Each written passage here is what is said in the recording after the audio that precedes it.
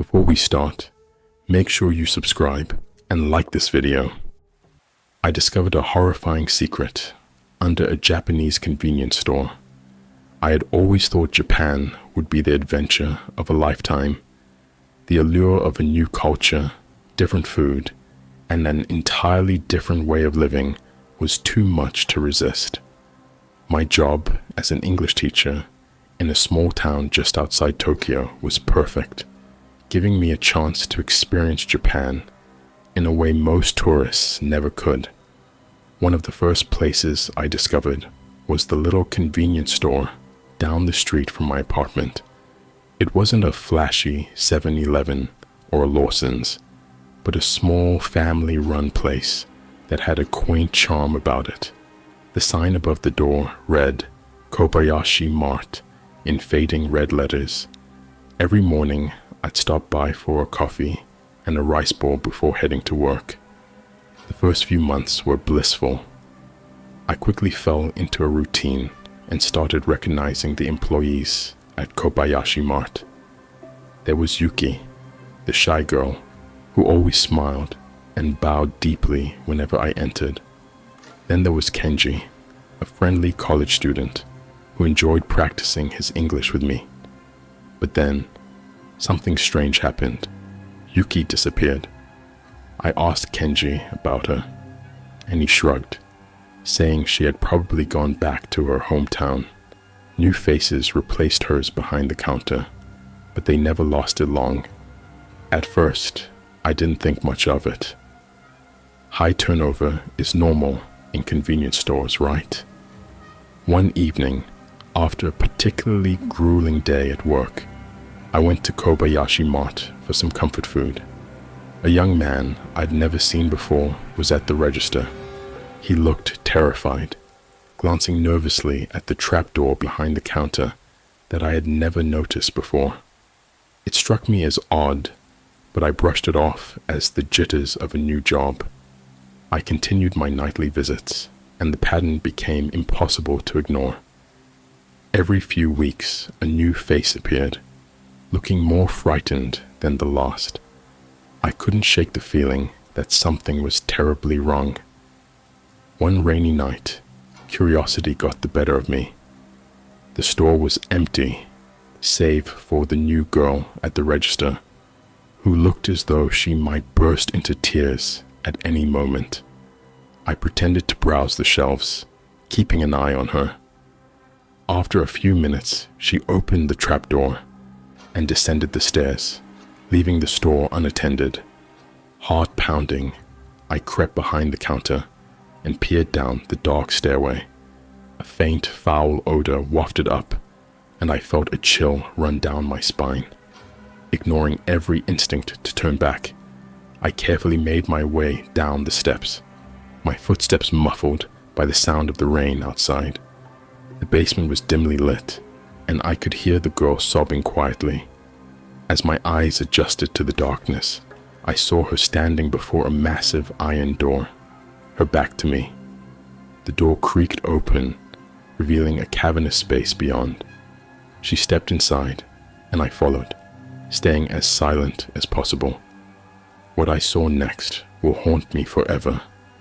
In the center of the room was a grotesque creature, its enormous bloated body covered in glistening scales.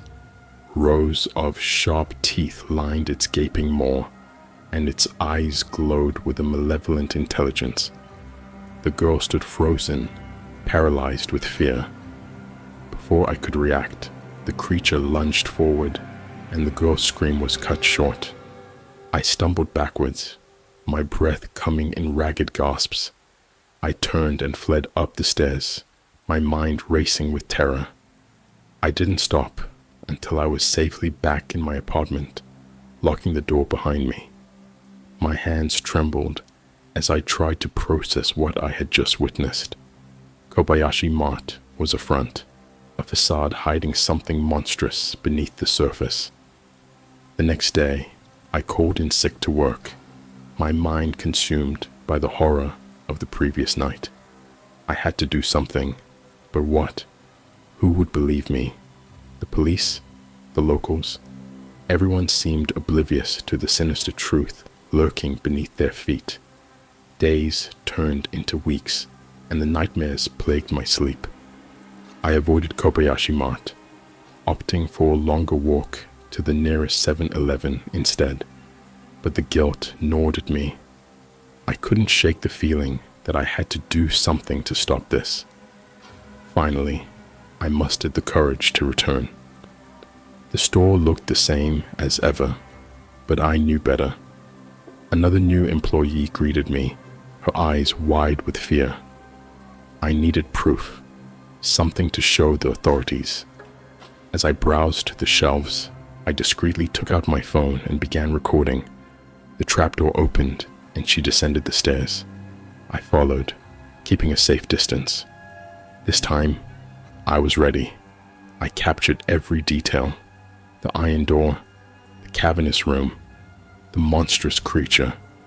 I fled once more, but this time, I had evidence. I took it to the police, my heart pounding with a mix of fear and hope. They were skeptical at first, but the video spoke for itself. A raid was organized, and Kobayashi Mart was shut down. The creature was captured, its existence hidden from the public to prevent mass hysteria. The town moved on, unaware of how close they had come to a living nightmare. Painful, the fear too real. I returned to the US, but the horrors of that small Japanese town will stay with me forever. I still see their faces in my dreams, the terrified employees, the monstrous creature. Japan was supposed to be an adventure, but it became a waking nightmare I will never forget. I stay away from the house at the end of the street now. The house has been at the end of Thompson Road as long as anyone could remember, yet there's no one still alive who remembers anyone ever living in it. It was a remnant of an era when the Victorian-style architecture was still prevalent, yet it had been left in disrepair. Windows boarded over, paint fallen off, shingles missing here and there. Most people in the town declared there was something not quite right with the old building.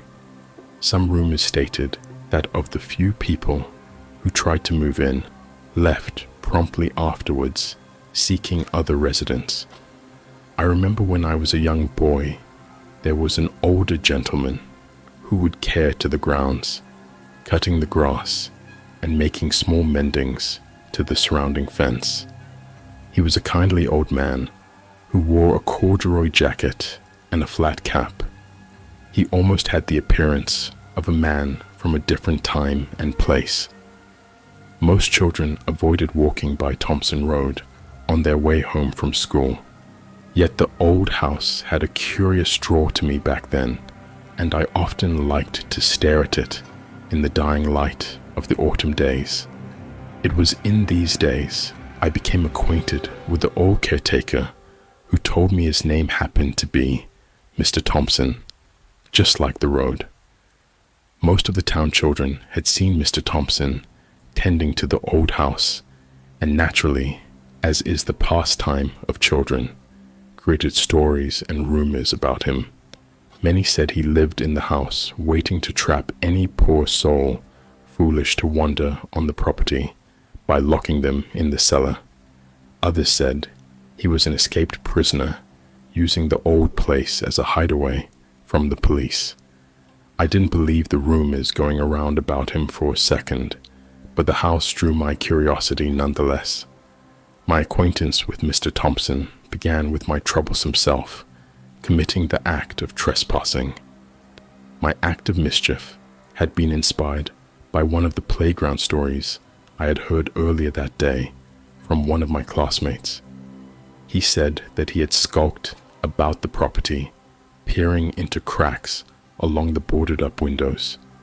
He told me and several other kids how it looked as if someone was still living there, and the peculiar fact that no pictures hung in the place save for one wall in the living room. Given I had taken an interest to the old place, I naturally decided that day to see for myself. I climbed the fence that afternoon in October and had skulked ever so closely to the first window I saw. As I peered inside, I was shocked to notice that the interior looked very much like someone had been in fact living there. Furniture and decor, the Victorian style still so present, was set like the previous residents had just left and would return any minute. I decided that the room I was peering in to be the living room, due to the fact when I looked across to the far edge, I found the wall mentioned on the playground. It was filled top to bottom with what appeared to be every picture in the house, the wall behind barely visible due to the number of picture frames. From where I was standing, I could not make out what was in any of the pictures. It was at this time I was discovered upon by Mr. Thompson.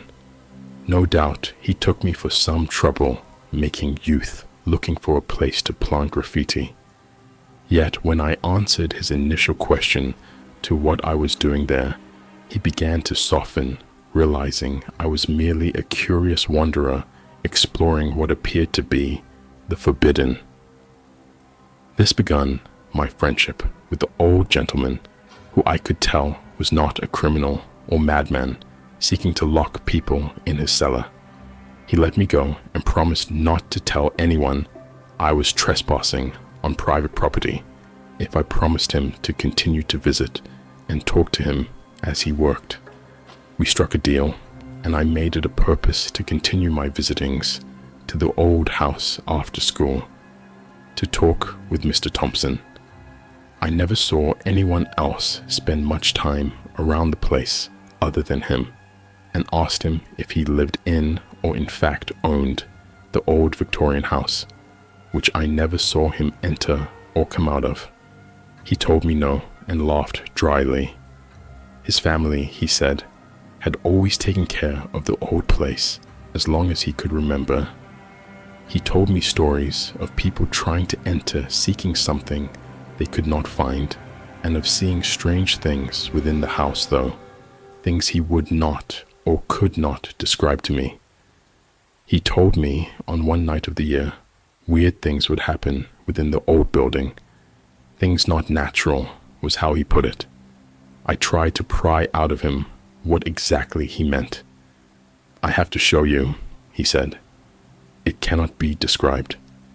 He told me in exactly 1 week he would find me and show me exactly what possessed the old house. Exactly 1 week to the day was November 1st. I was shocked that a day where the unexplained could happen would be a day after Halloween. Nevertheless, Mr. Thompson found my house. How I am still unsure, and awoke me with a soft knock on my window. "Hurry, we'll be late," he said in a hushed tone. "For what?" was my reply. "The answer to your question," was all he answered as I dressed quickly. We walked along the dark streets of the town from one light post to the next, which dimly illuminated the street. We came to Thompson Road and turned down it. It was dark. No street lamps traveled down the lonely lane. As we approached the old house, it cast a dark shadow upon us in the low moonlight. Mr. Thompson easily glided past the rusted iron gate and up the rickety steps like a wraith. I followed him as fast as my short legs could follow him in the darkness. From his coat pocket, he removed a small ring with 2 rusted keys. One of these he inserted into the door lock. I could hear the old tumblers moving and click as he twisted the lock open. As I followed him into the entryway, I was met by a strong musty smell due to many years of no ventilation. We walked further into the house. I was surprised that Mr. Thompson hadn't brought a flashlight with us, though he moved through the hallways and rooms as if he knew his way from pure memory. I took keen notice as we walked that there remained no pictures or even fade marks of pictures once hanging on any of the walls. We walked down a long hallway, the floorboards creaking beneath us. As we came closer to the door at the end, I perceived that a soft glow was emanating from around the door frame.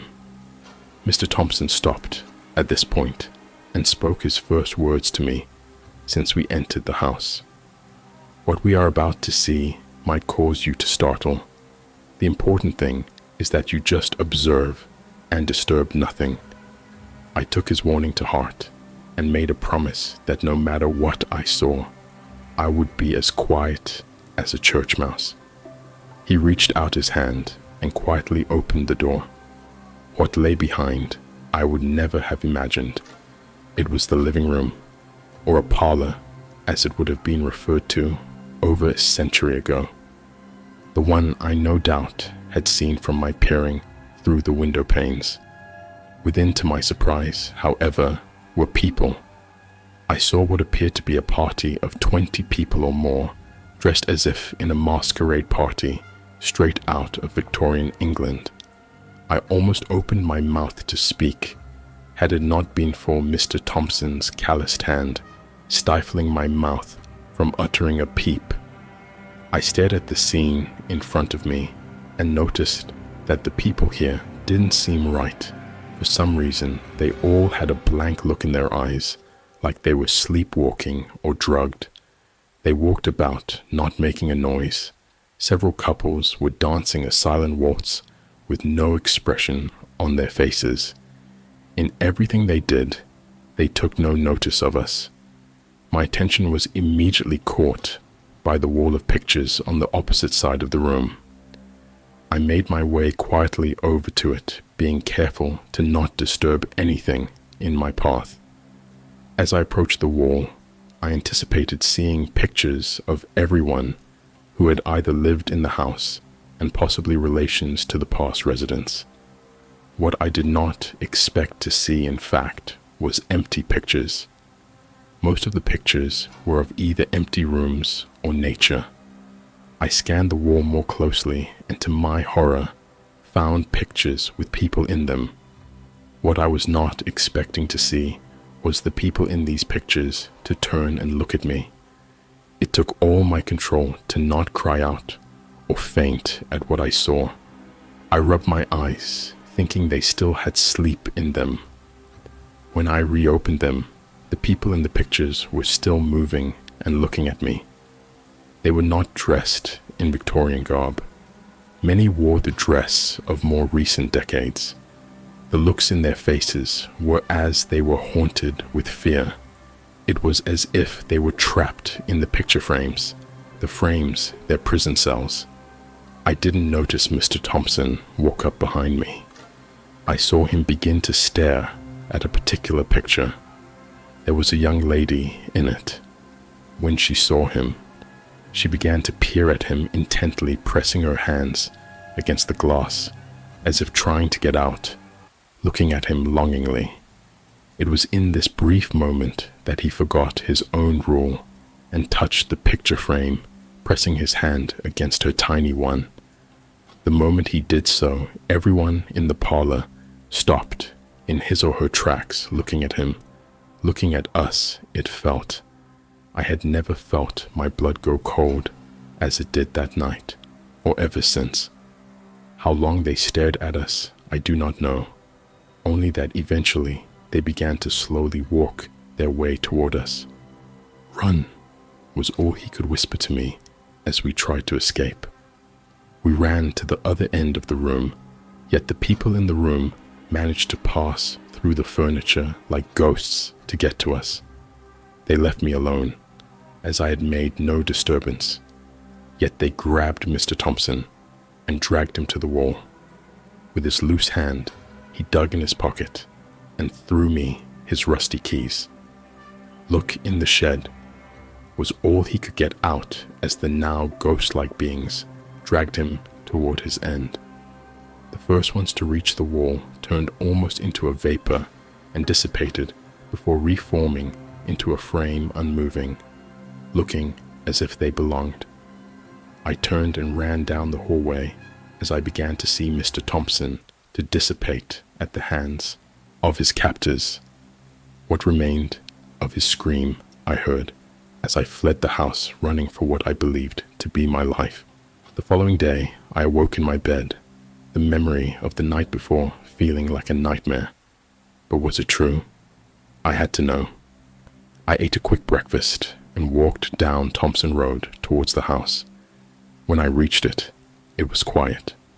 The wind stirred, blowing leaves all over the lawn, but Mr. Thompson was nowhere in sight.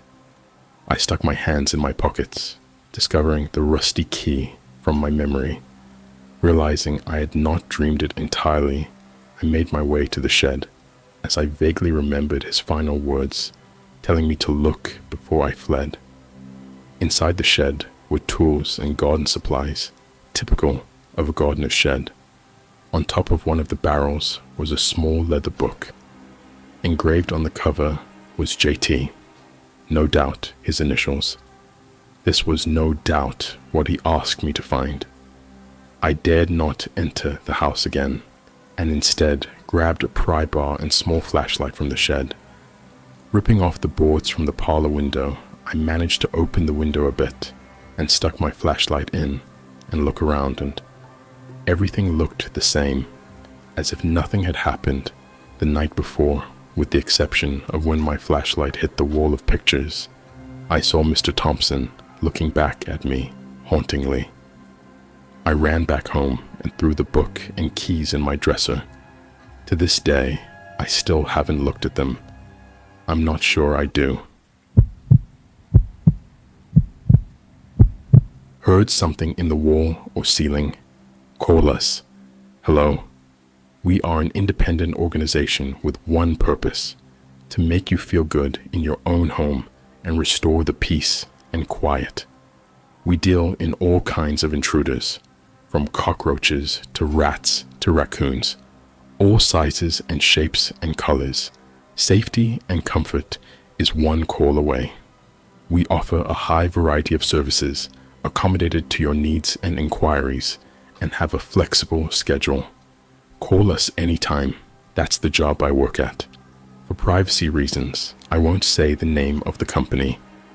The pay is decent, the hours are flexible, and I get uniforms on the house and meals. Yes, I do have to deal with all kinds of infested homes, from termites to roaches to bees, and even intruders like raccoons, foxes, once even a snake. It can be dangerous, but I take my precautions. I can also take phone duty if I'm feeling particularly lazy, like last week. Don't imagine we're working non-stop. We rarely get any calls. Not a lot of incidents happen around here, in this village. Last week, however, I had 3 calls, which was interesting enough by itself, because I rarely get this much activity. 3 calls also meant that I had to go do ground duty, because we didn't have enough personals for 3 interventions in one day. The first call happened at around 6 p.m. Hello, this is XXX Exterminators, where the safety of your home is our priority. How can I help you today? Hi, yeah, my name is Emily, and I think there's something in my ceiling. Hi, Emily. Could you describe the issue with a bit more details? What kind of noises are you hearing? Any signs of anything living up there? Anything like that can help a lot. Okay, so I've been hearing these faint scratches like rats. The scratches started yesterday, around midnight, and at first I thought it was the rain, you know. The way you can hear each individual drop, fall on the roof of your house. Then I imagined it must have been the birds, but I ended up realizing it was coming from the attic, because I heard the scratches, like, coming from right above me, and I thought something had gotten into the house. I live next to Helene. Right, so the gas station. Which one exactly? The one you pass by going to Caden, Or the other one down the road to the bridge? No, the one down the road. To the bridge, right next to the creek. My house is the blue one right when the town starts. I don't have any neighbors. It's Pollen Street, number 3. So, I'm afraid something got into the house from the forest. It wouldn't be the first time. I just hope this time it isn't a snake. But snakes don't scratch like that. Are you hearing the scratches now? They're really faint, but persistent. Could be rats. Asterisk. Okay, Emily, we'll be on our way soon. Thank you. I sent the team over there, but they couldn't find anything out of place. No insects, no animals, no rats. The next call came around 10 p.m. Hello, this is Kexikax Exterminators, where the safety of your home is our priority. How can I help you today? Hello? I keep hearing these scratches and thuds coming from the ceiling, and I think it moves to the walls. I'm not sure though, but there's definitely something in there. Could you describe the issue with a bit more details? Anything like that can help a lot. The noises started like 3 hours ago. At first, I thought it was the pipes, but they're too rhythmic, like footsteps, or more like something dragging its limbs through the walls. I don't understand, and I can't identify the animal. It sounds big. This is an old house, and it's relatively easy to dig through it. I've never heard anything like it. Where is it right now? I can't hear anything right now. I don't know where it went. Could you tell us your address? Pollen Street. No. 7. My stomach tensed. Could it be a coincidence? Maybe some raccoon was making its way through homes. All right. Thank you. We'll be on our way. I sent the team to the location and was left alone with Andrew, a coworker. The night had fallen, and I hated night interventions, so I hoped the phone wouldn't ring again until they came back. Honestly, I was pretty relaxed. There wasn't such a high chance that I'd get any other calls for the day. Ring. I lifted my head from the lasagna. Me and Andrew stared at each other. Ring. It had been, like 30 minutes since the last call? The fuck? Andrew raised his shoulders. I stood up and lifted the receptor. This is, XX Exterminators. How can I help you? I mumbled. There was a pause on the other line, then heavy breathing. Sir? Madam? Are you okay? What happened? It fucking dragged something into the house. What do you mean? Who dragged what? Sir, be more precise. Andrew's eyes widened. What? He whispered. I shook my head and motioned to him to be quiet. Sir, what's going on? Something broke into my house, but there's 2 of them. 2 distinct bodies. Not a raccoon, not a bird. No, and at first I thought there were 2 alive things, but as I listened more, I realized one of them was dragging the other across my attic, on my fucking ceiling. I don't even know how it got there.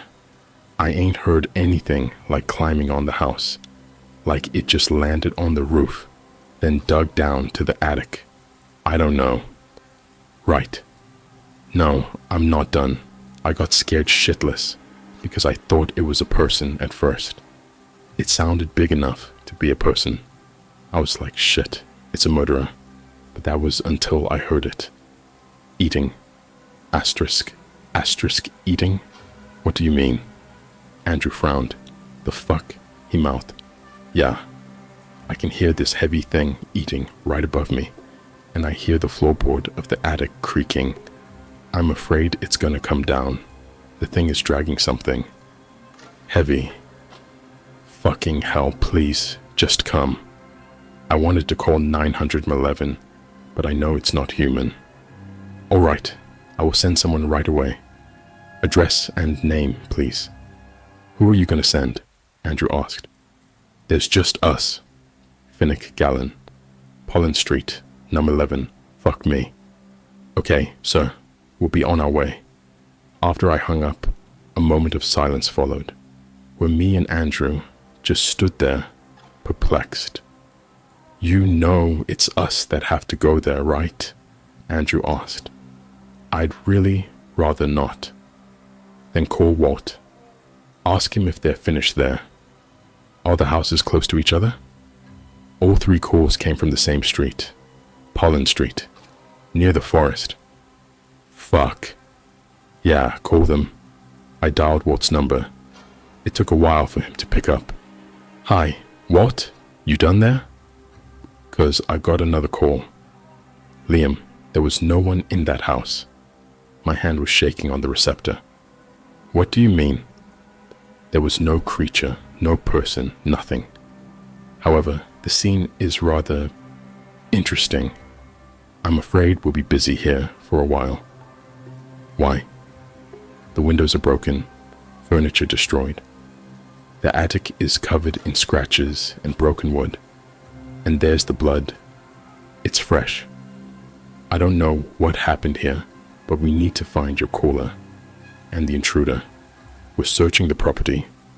Right, I responded, my mouth dry. The 3rd call had mentioned something dragging something else. We need to find your caller. I think I knew where he was. I had never been so afraid.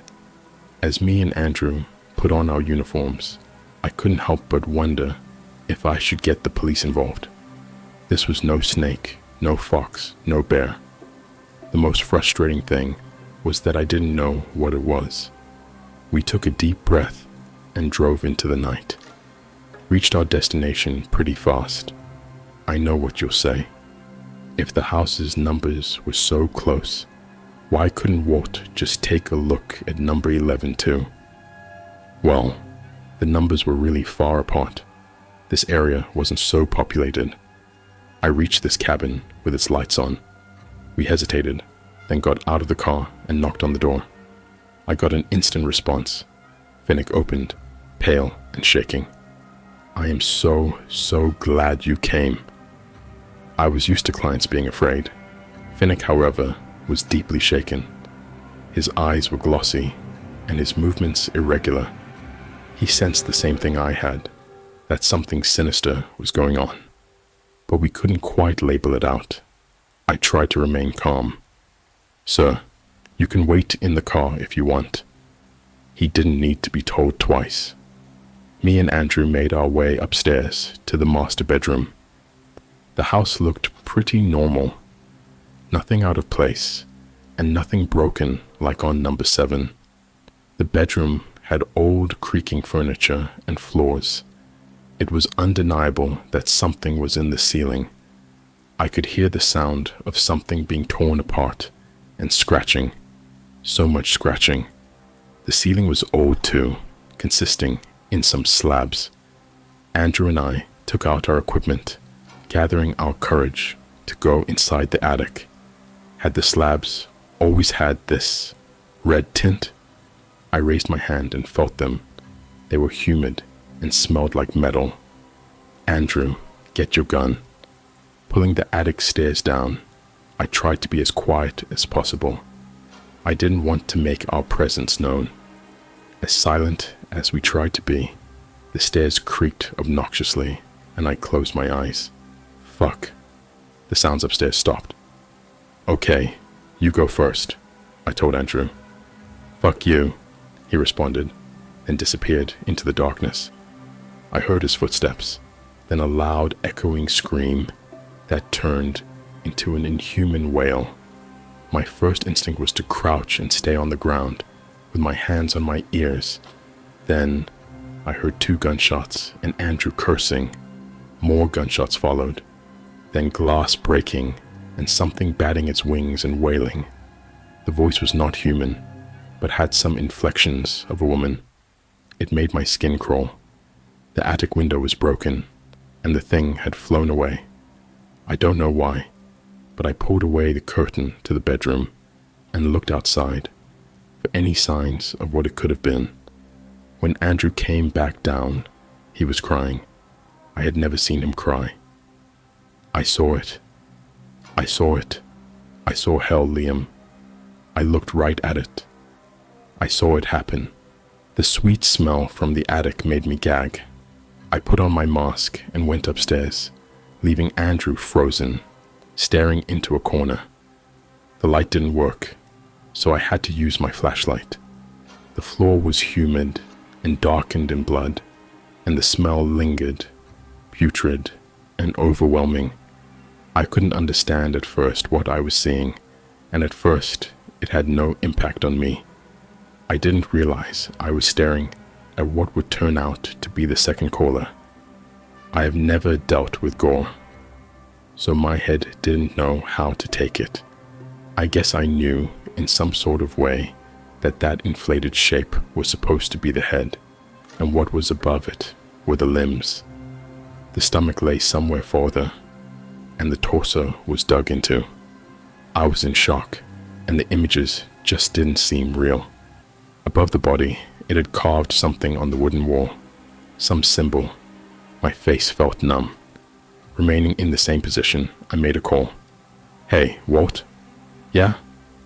Are you guys done there? Are you okay? You sound weird." "Yeah, I blinked a few times and cleared my voice. "Are you done there?" "We didn't find anything. Did you guys do the other intervention?" "Oh yeah, we did. And we found the caller. Not all of him though, and the thing is gone now. Probably resting." "What?" "Yeah, you might want to come." Since then, I have been giving interviews non-stop, asked to describe the 3 calls and our interventions. The creature. I told them everything. Well, almost everything. That night, I had looked through the window as an instinct. I don't know why. You know how the most horrible things have a way of drawing you in. Pull the curtain, place my face close to the window. I hadn't heard it fly away yet. I should have waited for it to leave. In the darkness, I saw 2 eyes, shimmering, a few inches from mine. 2 eyes that looked so human, I almost thought it was my reflection I was seeing. Except, well, they were upside down, and the other parts of the face had been kind of carved into the flesh, with blood-drained skin sort of stretched over them. Behind the head, large wings made the same way.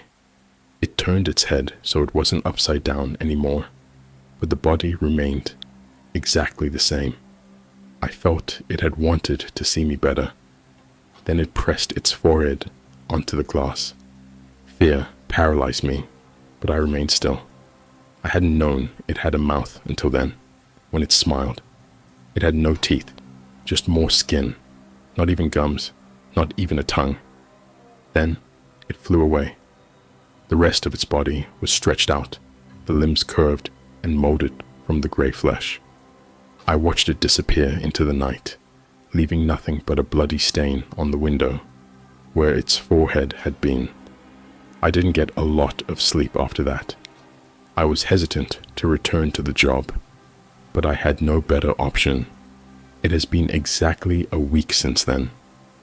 As I'm typing this, it is almost midnight, and I got a call earlier. "Hello, this is XX Exterminators, where the safety of your home is our priority. How can I help you today? There is something in my ceiling. Scratching. Asterisk. Asterisk. Address? You didn't even let me finish. Pollen Street. No. 13. Ma'am, get out. Just leave. Trust me." "What?" "Yeah, fuck no. We ain't helping you with that. It's beyond us. That shit needs a priest." "Are you kidding?" Asterisk. Asterisk. Nope. As I hang up, I know we can't run from that forever. And there's this other thing I know. My address is Hamney Lane, number 34, right across from Pollen Street. Please subscribe and like the video. Also comment your favorite horror movie so I can stay motivated to upload more videos like this.